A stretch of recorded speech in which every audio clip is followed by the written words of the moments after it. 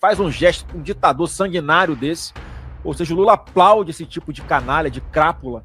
Esse é o nível de relações internacionais do Lula, com esse tipo de gente.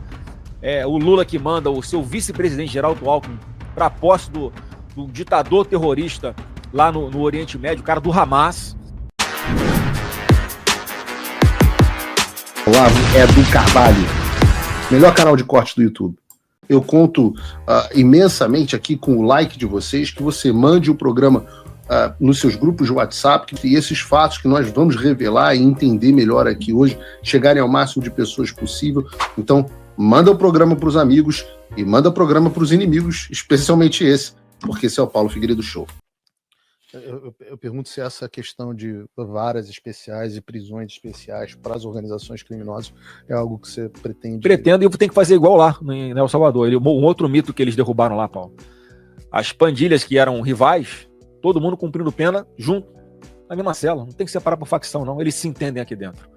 E quem resolver brigar, quem resolver fazer alguma coisa contra a integridade física do outra facção aqui, sabe que vai para um regime ainda mais grave, então eles não fazem. Nunca teve briga ou tentativa de uma facção, de um membro de uma facção querer matar um membro de outra facção. É um regime que funciona, um regime que a todo momento ali eles fazem um grande esforço para que não haja nenhum ato de corrupção ou de favorecimento com relação aos preços, e que funciona bem. O resultado está aí. El Salvador, há 5 anos, tinha uma taxa de homicídio de 138 por grupo de 100 mil habitantes. Hoje a taxa de homicídio lá é 1,4 por 100 mil habitantes, é simplesmente a menor taxa de homicídio do mundo em El Salvador. Uma coisa absolutamente impressionante. Uma coisa que eu não recomendo que você fale, porque você vai voltar para um país que não é livre, é que uma etapa necessária em El Salvador foi que o Congresso se livrou de boa parte do Supremo Tribunal Federal. Não foi o Bukele.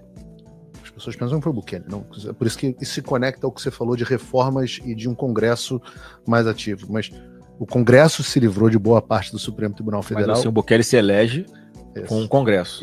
Depois da eleição intermediária, ele já está no mandato e o Congresso é majoritariamente a favor das medidas de Bukele. E é quando ele consegue implementar as mudanças na legislação penal e fazer o que ele fez. Então, olha como é que é importante um presidente da República e um Congresso alinhados. Exato. Falando, estamos em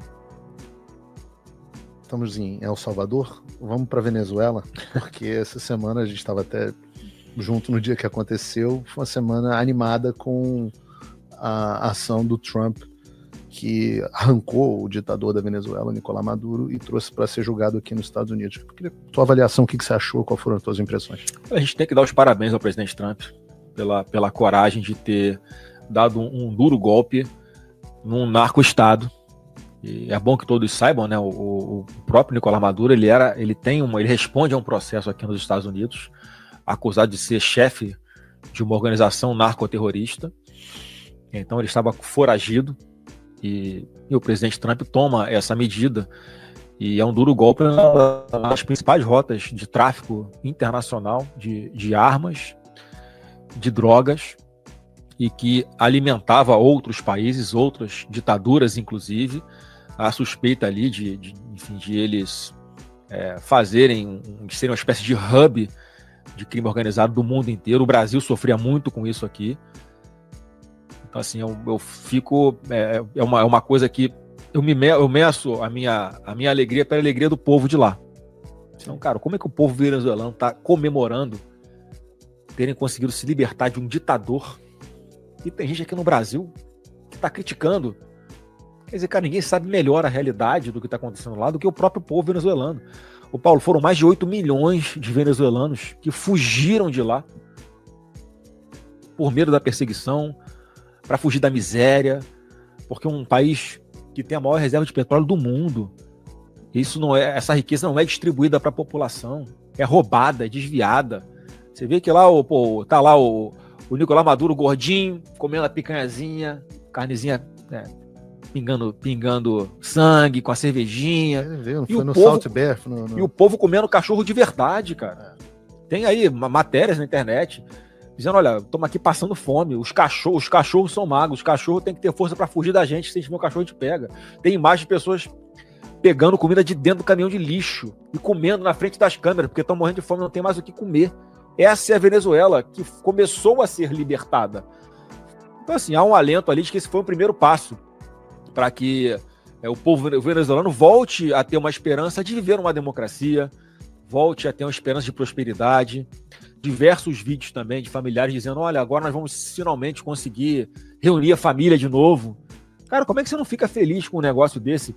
E outra, muitos falam, não concordo com a forma como foi feita, mas queria que fosse feito como? Como é que um país na situação que estava a Venezuela, com um ditador de mão forte, que não só perseguia, como matava os seus opositores políticos, alguém que fraudou uma eleição para se manter no poder, um sistema completamente podre, corrompido, comprometido com Maduro, corrupto, não tem outro caminho a não ser alguma força externa que fizesse o que foi feito na Venezuela. Senão o povo não ia se livrar. Como é que ia ter? Ia ter eleição de novo? Para quê? Se uma eleição que acabou de acontecer, o mundo, foi provado ao mundo que houve fraude naquelas eleições por causa do negocinho que chamam de voto impresso do lado da urna eletrônica. Né? Só por isso é que o mundo soube que lá a eleição foi fraudada. E mesmo assim, uma cara de pau, né, deslavada, ele se autodeclara o presidente eleito da Venezuela com 51% contra 49%. Ele já tinha dado um golpe de Estado 2 vezes já antes. Tinha prendido a principal opositora. Quer dizer, e o Brasil, o PT reconhece a vitória de Maduro, aí o Lula diz que não reconhece, mas o partido dele reconhece. Quer dizer, faz um gesto, um ditador sanguinário desse. Ou seja, o Lula aplaude esse tipo de canalha, de crápula. Esse é o nível de relações internacionais do Lula, com esse tipo de gente. O Lula que manda o seu vice-presidente Geraldo Alckmin para a posse do ditador terrorista lá no Oriente Médio, o cara do Hamas. Essas são as relações internacionais do Lula, que eu tenho certeza que o Brasil também não quer mais, porque não traz nada de benefício para o povo brasileiro. Então, assim, agora fica uma preocupação, o que é que vai ser daqui para frente com a Venezuela, que nós sabemos que existem diversos grupos de interesse dentro do governo que foi deposto, ou que está lá ainda, né? Pior que está lá ainda.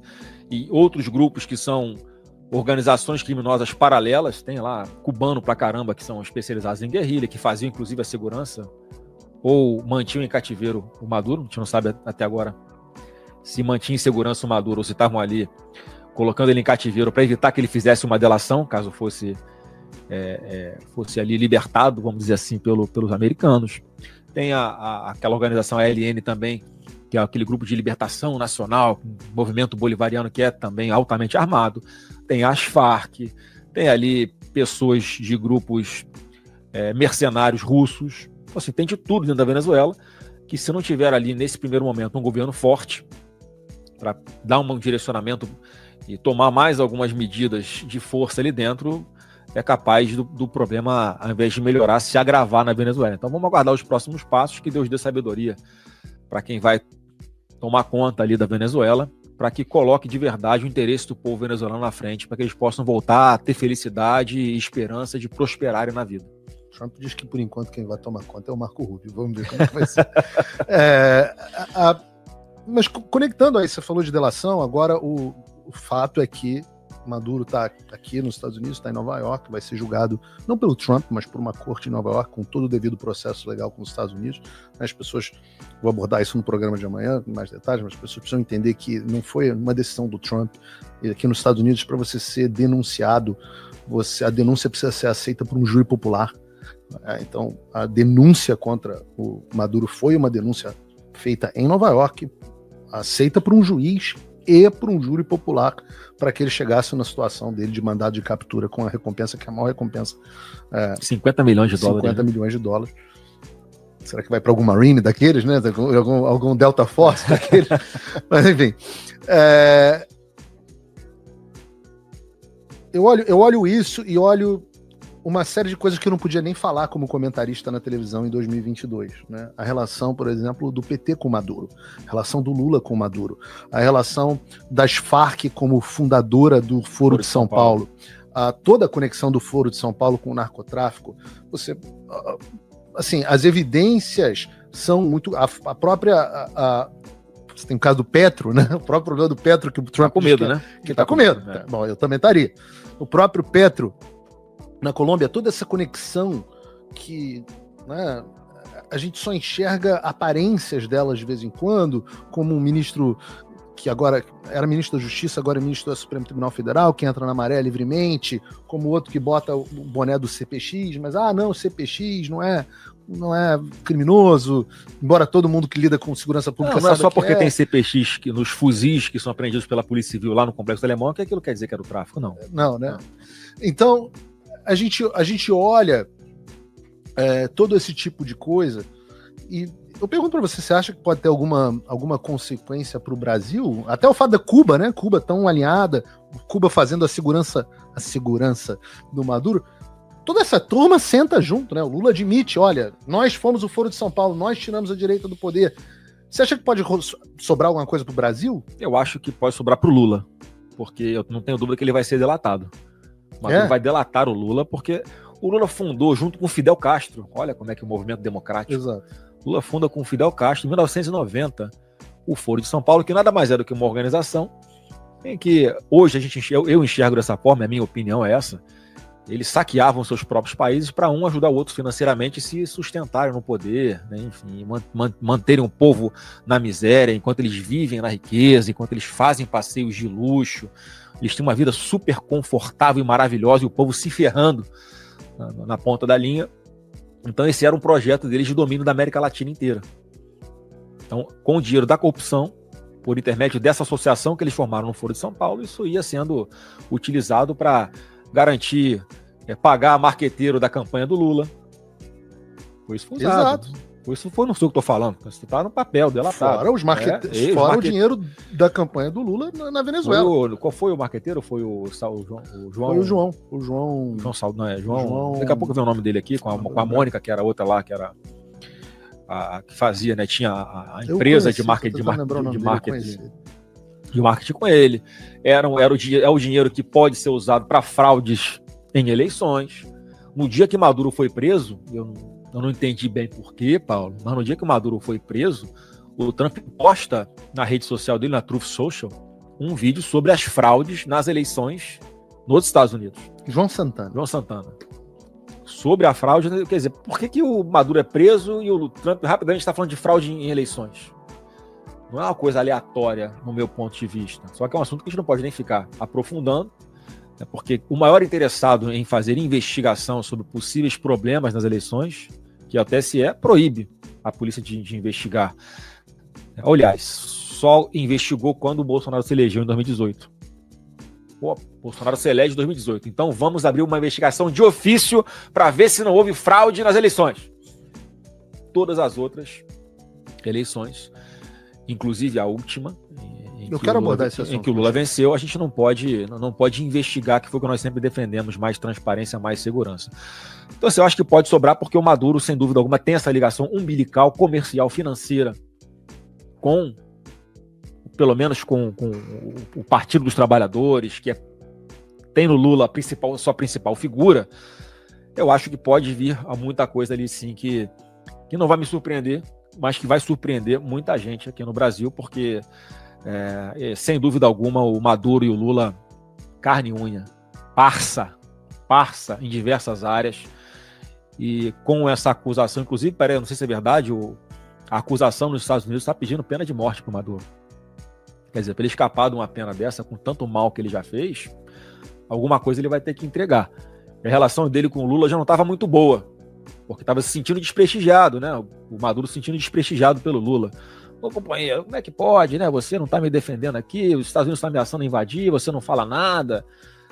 Os Estados Unidos invadiram, me prenderam aqui, o Lula faz um gestozinho ali pro Maduro, olha, não, eu acho isso uma agressão, um absurdo, mas vamos torcer para que o povo venezuelano volte a ter... Mas essa foi a genialidade negocial do Trump, né? Então, chamou o Lula para perto, neutralizou o Lula completamente e fez o que queria dentro da Venezuela. Então, assim, vamos ver como é que vai ser, como serão as cenas dos próximos capítulos com relação ao que o Maduro vai botar no papel, como o general Carvajal, que era o chefe da segurança do ditador anterior aqui, o Hugo Chávez, e já tinha entregado ali muitas vezes essa relação financeira, inclusive, do Hugo Chávez com o Lula. Sim.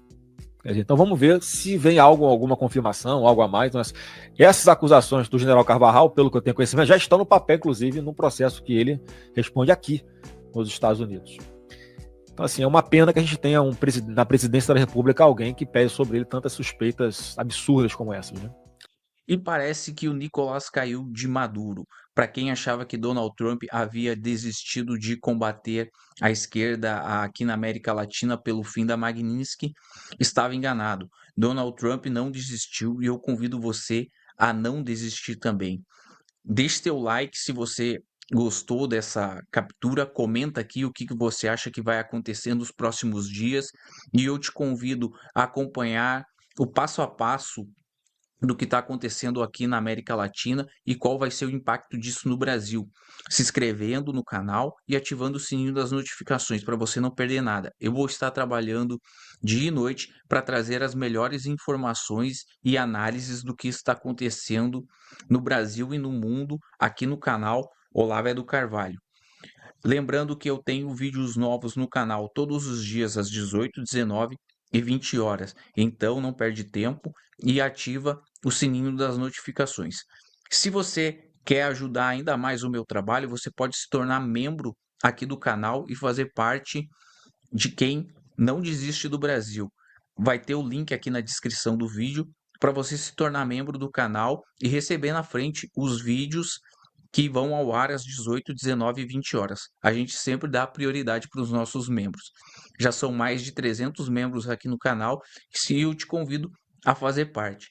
Então, deixe teu like. Muito obrigado por você ter acompanhado o vídeo até aqui e até a próxima.